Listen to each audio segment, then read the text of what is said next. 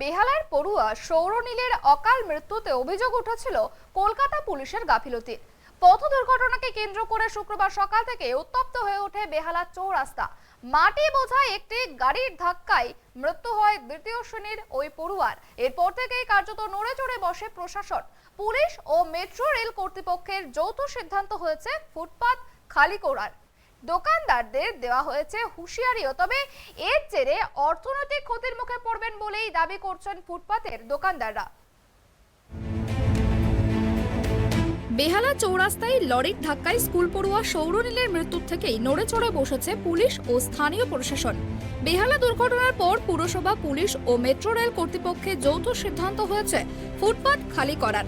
সেই মতো মেট্রো স্টেশনের এলাকায় যেসব দোকান বসেছিল সেই দোকানদারদের রবিবার বিকেল 4টের মধ্যে সরে যেতে বলা হয়েছিল, না হলে প্রশাসনের তরফ থেকে দোকান সরিয়ে দেওয়ারও হুঁশিয়ারি দেওয়া হয়েছিল।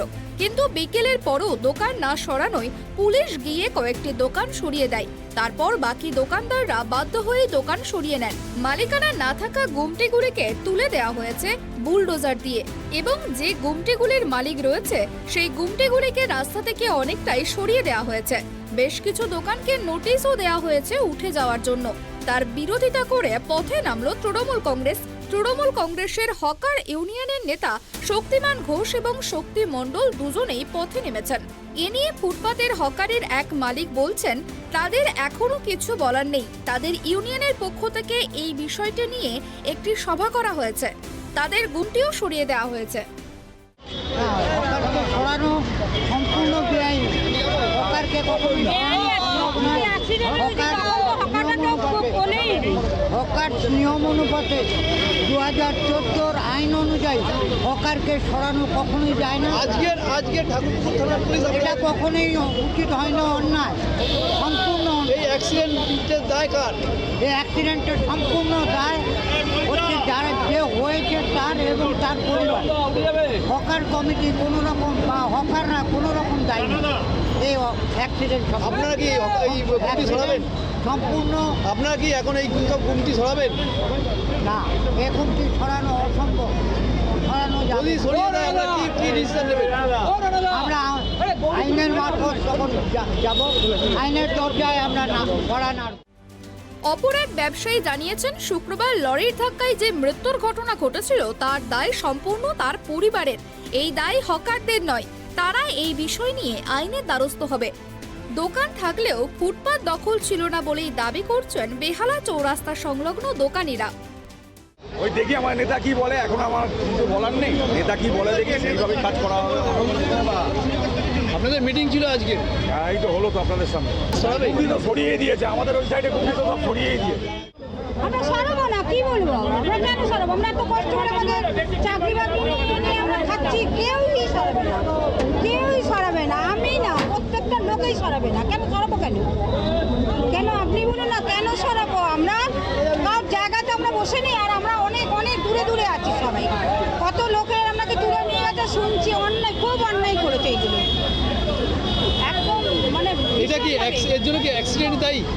যে একদম না। যখন অ্যাক্সিডেন্ট হয়েছে কোনো হকার, আমরা হকার অ্যাক্সিডেন্ট হতে দিই না। সবাই ঘুমোচ্ছিল। অ্যাক্সিডেন্ট হতে দেবো কেন? আর ও আমাদের একটা ছোট ছেলের মতন, ওই স্কুলে আমার ছেলে এর দায় কারা? এর দায় এই যে অ্যাক্সিডেন্ট হয়েছে এর দায় কার? কেন কারা? আবার পুলিশ দায় দেয়। ওদের ডিউটি করা এটা কথা, আমাদের ডিউটি করার তো কথা নয় রাত্রিকে।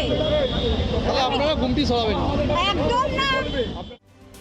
শক্তিমান এবং শক্তি মণ্ডল হকার ইউনিয়নের নেতা, তারা দুজনেই বেহালা চৌরাস্তায় আসে এবং ক্যামেরার সামনে পরিষ্কার বলেন, সারা কলকাতা জুড়ে পুলিশ পয়সা আদায় করে।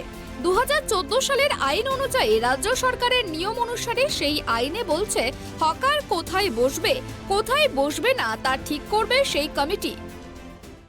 আমরা জানি না ঠাকুরপুর থানা উচ্ছেদ করতে এসছে কিনা, এরকম খবর আমাদের কাছে নেই। কিন্তু উচ্ছেদ করার অধিকার পুলিশের নেই। এখানে টাউন ভ্যান্ডিং কমিটির মেম্বারও আমি। সুতরাং এখানে আলোচনা না করে অকার্য লিডারদের সঙ্গে কথা না বলে হঠাৎ যদি পুলিশ একতরফা উচ্ছেদের সিদ্ধান্ত নেয়, তখন আইনই আমাদের পথ দেখাবে। কারণ হকার উচ্ছেদ এবং পুনর্বাসন এটা দুটোই আজকে আইন দ্বারা সুরক্ষিত। ফলে আমরা কিছু করতে গেলেই আমাদের কাছে অন্য কোনো পথ থাকবে না আইনের কাছে আমরা এগিয়ে যাওয়া ছাড়া। আমাদের শক্তিমান ঘোষ আমার সঙ্গে রয়েছেন, মূল উনিই বলবেন, আমরা কারো বিরুদ্ধে নয়, কারো পক্ষে নয়। হকার যে পেটের লড়াই, তাকে সামনে রেখেই আমাদের পথে নামা। আমরা আশা করব সবাই, পুলিশ প্রশাসন, এখানকার জনপ্রতিনিধি সবাই যেন এই আন্দোলনে আমাদের সঙ্গে থেকে হকারদের জীবন জীবিকা দুটোকেই নিশ্চিত করে। দাদা, কালকে যখন গুমটিগুলোকে সরাচ্ছিল তখন অনেকেই কান্নায় ভেঙে পড়েছিল যে আমরা ছেলেরা পড়াশোনা করছে আর পড়াশোনা করতে পারবো না। খুব খুব স্বাভাবিক তো। দেখুন, পেটের এরা সব নিম্ন মধ্যবিত্ত গরিব মানুষ, হকারি করে দিন গুজার করে। যদি ওদের রোজগার বন্ধ হয়ে যায় তাহলে শিক্ষা ছেলেমেয়েদের বাদ দিয়ে পেট চলবে না, তাদের এই অবস্থা দাঁড়াবে। তা তো কেঁদে ভাসাবে, কালকে যে শুক্রবার দিনকে যে আত্মহত্যা করতে বাধ্য হবে। দাদা, নিয়ে শক্তিমান করবে। দাদা, কালকে এই শুক্রবার দিনকে যে বাচ্চাটি অ্যাক্সিডেন্ট হয়েছে, ম্যাক্সিমাম বলছে যে হকার্স বা রাস্তায় লোক হাঁটতে হয়েছে সেই কারণে হয়েছে, কি বলবেন? দেখুন, কে কী বলছে আমি জানি না, প্রেস কী বলছে আমরা জানি না, কিন্তু আমরা যতদূর জানি হকার সকাল 6টার সময় যদি অ্যাক্সিডেন্টে মারা যায় তখন হকাররা কেউ থাকে না। তার মানে বুঝতে হবে গাফিলতিটা অন্য কোথাও। সুতরাং আমি এ ব্যাপারে কোনো বিতর্ক কারো বিরুদ্ধে বলবো না। কথা, ম্যান্টনের ওখানে আপনি দেখবেন যে আমি সারা বেহালার কথা বলার জন্য এখানে আসিনি। সারা বেহালার যখন ঘটনা ঘটবে তখন বোঝা যাবে। বেহালায় হকারদের নিয়ে কোনো বিভ্রম, কোনো রকম অসুবিধা নেই, কোনো দিন ছিল না। আমি 50 বছর ধরে বেহালার মাটিতে আছি, হকারদের জন্য কখনো কোনো প্রবলেম হয়নি। না না, আমরা টাউন ভেন্ডিং কমিটি ঠিক করবে। কোনো বেহালা থানা, ঠাকুরপুকুর থানার অধিকার নেই হকারদের সরাবার, যতক্ষণ না পর্যন্ত টাউন ভেন্ডিং কমিটি সিদ্ধান্ত করছে। একজন মানুষ মারা গেছেন, একটি বাচ্চা মারা গেছেন, দুঃখজনক। কিন্তু এই যে প্রসেসে এগোচ্ছে তাতে বেশ কিছু মানুষ মারা যাবে যদি তারা দোকানদারি করতে না পারে, তাদের আত্মহত্যা করতে হবে, তাদের সংসারগুলো বেঁচে যাবে। ফলে সরকার হকারের পক্ষে, কর্পোরেশন হকারের পক্ষে আছেন। আমরাও সরকারের পাশে দাঁড়িয়ে থাকবো সবসময়। কিন্তু যদি কেউ এই সুযোগে নিজের দোষকে ঢাকাবার জন্য হকারদের উপর এইভাবে অত্যাচার করতে চায়, তাহলে গোটা কলকাতা, পশ্চিমবাংলার হকাররা আমরা রাস্তায় নামতে বাধ্য হব। শুক্রবার সকালে লরির ধাক্কায় মৃত্যু হয় স্কুল পড়ুয়া সৌর নীলের। তার বাবা গুরুতর আহত অবস্থায় হাসপাতালে চিকিৎসাধীন। এই ঘটনা ঘটতেই ক্ষোভে ফেটে পড়েন স্থানীয় বাসিন্দারা। ভাঙচুর করা হয় পুলিশের গাড়িতেও। দুর্ঘটনাকে ঘিরে ট্রাফিক নিরাপত্তা সহ একাধিক বিষয়ে প্রশ্ন ওঠে। ফুটপাত দখল করে দোকানের বিষয়টিও উঠে আসে মেয়র ফিরহাদ হাকিমের কথায়। এরপরেই রবিবার ওই এলাকায় চলল উচ্ছেদ অভিযান। কলকাতা থেকে রূপক সিং এর রিপোর্ট, ট্রাইব টিভি।